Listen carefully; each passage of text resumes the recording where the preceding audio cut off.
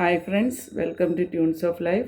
Tunes of ലൈഫിലേക്ക് എല്ലാ ഫ്രണ്ട്സിനും സ്നേഹസ്വാഗതം. അപ്പം ഞാനിന്ന് പറയാൻ വന്നത് നമ്മുടെ അധ്യാപനവുമായി ബന്ധപ്പെട്ട ഒരു കാര്യം തന്നെയാണ്. ഇത് ചിലപ്പോൾ ഒരു വ്ളോഗിൽ തീർന്നു എന്ന് വരില്ല, നെക്സ്റ്റ് ഒരു വ്ളോഗിൽ കൂടി ഇത് പറയേണ്ടി വരും. ഇന്ന് ജസ്റ്റ് അതിൻ്റെ കുറച്ച് കാര്യങ്ങൾ മാത്രമാണ് ഇന്നത്തെ വ്ളോഗിൽ ഞാൻ പറയാൻ ഉദ്ദേശിക്കുന്നത്. ഇപ്പോൾ ഒരു ടീച്ചർ എന്ന് പറയുമ്പോൾ നമ്മൾ വെറുതെ പഠിപ്പിക്കുക എന്നുള്ളത് എനിക്ക് തോന്നിയിട്ടുള്ളത് രണ്ടാമത്തെ കാര്യമാണ്. ഫസ്റ്റ് കാര്യം എന്ന് പറയുന്നത് കുട്ടികളെ നന്നായിട്ട് കെയർ ചെയ്യുക എന്നുള്ളതാണ്. ഈ കുട്ടികളെ കെയർ ചെയ്യുക എന്നുള്ളത് പറയുമ്പോൾ ഒരു ക്ലാസ്സിൽ 35 കുട്ടികളോളം 35ഓളം കുട്ടികൾ അല്ലെങ്കിൽ അതിൽ കൂടുതലുള്ള ക്ലാസ് മുറികളുമുണ്ട്. അപ്പോൾ ആ 35 കുട്ടികൾ, ഒരു എക്സാമ്പിൾ പറയുകയാണെങ്കിൽ 35 കുട്ടികൾ പ്ലസ് ഈ അധ്യാപിക അല്ലെങ്കിൽ അധ്യാപകൻ ചേരുന്ന ഒരു ക്ലാസ് മുറിയാണല്ലേ. അപ്പോൾ എല്ലാവരുടെയും മാനസികമായ ഒരു സന്തുലനാവസ്ഥ നമുക്ക് ക്രിയേറ്റ് ചെയ്യേണ്ടതായിട്ടുണ്ട്. അത് വളരെ വളരെ ബുദ്ധിമുട്ടുള്ള കാര്യമാണ്. കാരണം ഇന്ന് നമുക്ക് കുട്ടികളെ ശിക്ഷിക്കാൻ കഴിയില്ല, ശിക്ഷാ നടപടികൾ യാതൊന്നുമില്ല. ഞാനും ശിക്ഷയെ പ്രോത്സാഹിപ്പിക്കുന്ന വ്യക്തിയൊന്നുമല്ല. പക്ഷേ നമ്മൾ പഠിച്ചിരുന്ന കാലത്ത് നമുക്ക് 1-2 അടി അല്ലെങ്കിൽ ടീച്ചറിൻ്റെ കയ്യിൽ നിന്ന് വഴക്കൊക്കെ കിട്ടിക്കഴിഞ്ഞാൽ നമ്മളത് ഒരു പരിധി വരെ നമ്മളത് മാനേജ് ചെയ്യും, അല്ലെങ്കിൽ നമുക്ക് അത് സഹിക്കാനുള്ള മനസ്സ് നമുക്കുണ്ടായിരുന്നു.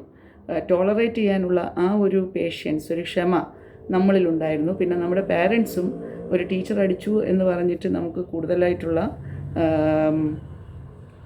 നടപടികളിലേക്കൊന്നും പാരൻസ് കടക്കാറില്ല.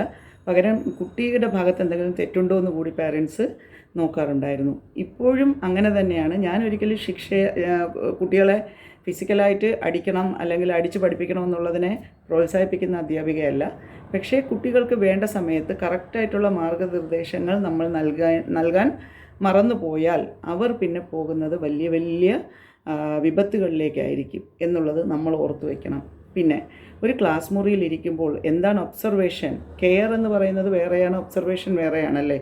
അപ്പോൾ ഓരോ കുട്ടികളും എന്താണ് ചെയ്യുന്നത് എന്നുള്ളത് ഒരു അധ്യാപികയുടെ ക്യാമറ കണ്ണുകളിലൂടെ, അതായത് ക്യാമറയേക്കാൾ പവർഫുള്ളായിട്ടുള്ള നിരീക്ഷണം ആവശ്യമാണ്.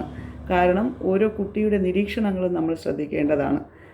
പ്രത്യേകിച്ച് ചെറിയ ചെറിയ ക്ലാസ്സുകളിൽ ഒരു കുട്ടിക്ക് മറ്റൊരു കുട്ടിയോട് ചെറിയ രീതിയിലുള്ള ദേഷ്യം ഉണ്ടായിരിക്കാം, അല്ലെങ്കിൽ നല്ല രീതിയിലുള്ള വെറുപ്പുണ്ടായിരിക്കാം, ചിലപ്പോൾ സ്നേഹമുണ്ടായിരിക്കാം. നമുക്ക് പ്രവചിക്കാൻ കഴിയാത്ത കാര്യങ്ങളാണ്, കുഞ്ഞു മനസ്സുകളാണ്.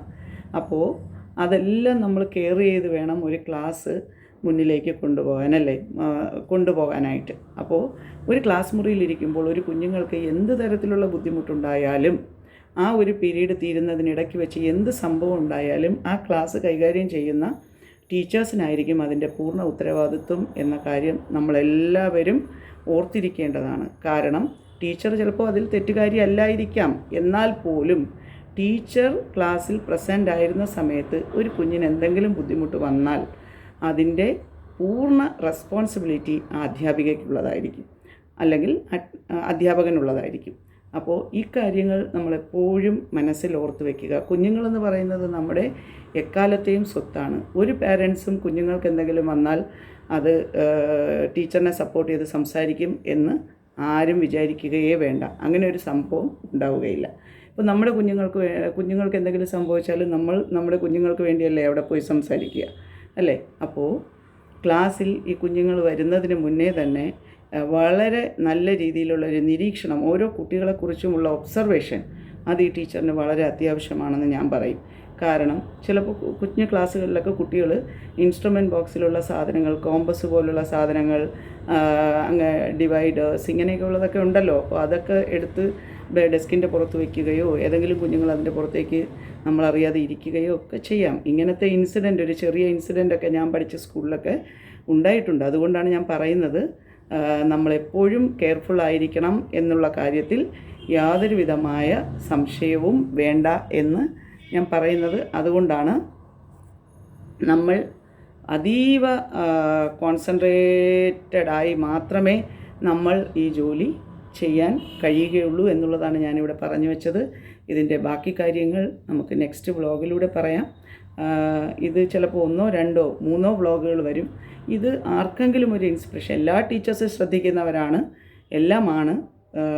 നമ്മുടെ കുഞ്ഞുങ്ങളെ പാരൻസും വീട്ടിൽ നിന്ന് പോകുമ്പോൾ അവരറിയാതെ അവരുടെ കൈവശമുള്ള ബാഗ്സ് കാര്യങ്ങളൊക്കെ അവരറിയാത്ത രീതിയിൽ നമ്മൾ ചെക്ക് ചെയ്താണ് സ്കൂളിലേക്ക് വിടേണ്ടത് എന്നുള്ളത് കൂടി ഓർക്കേണ്ടതാണ്. ക്ലാസ്സിൽ എത്തിക്കഴിഞ്ഞാലും ഒരു ടീച്ചറിന് കഴിയുമെങ്കിൽ കുഞ്ഞു ക്ലാസ്സുകളിലെല്ലാം ബാഗ്സ് ഒക്കെ നമ്മൾ അവരറിയാതെ ഒന്ന് ചെക്ക് ചെയ്യുന്നതൊക്കെ നന്നായിരിക്കും എന്നുള്ള അഭിപ്രായമാണ്.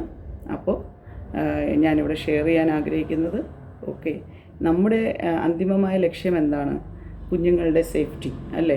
അതാണ് ഒരു ടീച്ചറിൻ്റെ പരമപ്രധാനമായ ഡ്യൂട്ടി എന്ന് പറയുന്നത്. അത് നമ്മൾ ഭംഗിയായി നിർവഹിച്ചാൽ തന്നെ നമ്മുടെ പകുതി അധ്യാപനമായി എന്നാണ് ഞാൻ വിശ്വസിക്കുന്നത്. ഓക്കെ, നെക്സ്റ്റ് വ്ളോഗിലൂടെ കാണാം കേട്ടോ. Thank you.